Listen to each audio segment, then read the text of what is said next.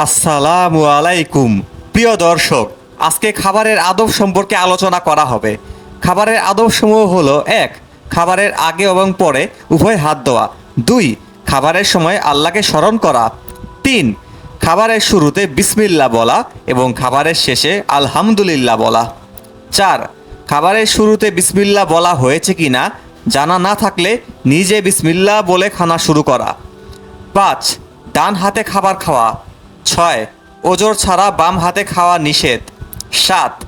৩ আঙ্গুল দিয়ে খাওয়া, প্রয়োজনে অধিক ব্যবহার করার অনুমতি আছে। ৮. আঙ্গুল এবং প্লেট চেটে খাওয়া। ৯.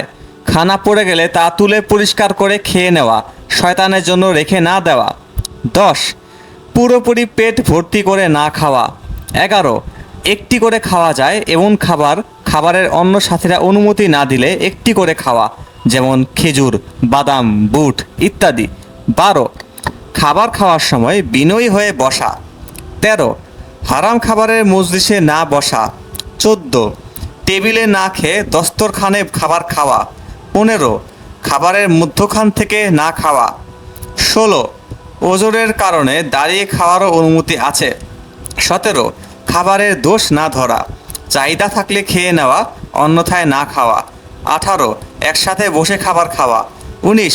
একসাথে খাবার গ্রহণের সময় বয়সে ও ইলমে যিনি বড় তার মাধ্যমে খাবার খাওয়া শুরু করা। ২০.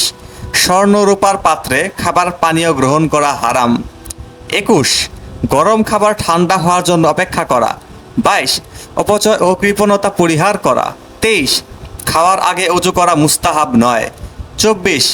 খাবার উপস্থিত, স্বাদে চাহিদাও অনেক, এমন সময় নামাজের আগে খানা খেয়ে নেওয়া, খাওয়ার পর নামাজ পড়া। ২৫.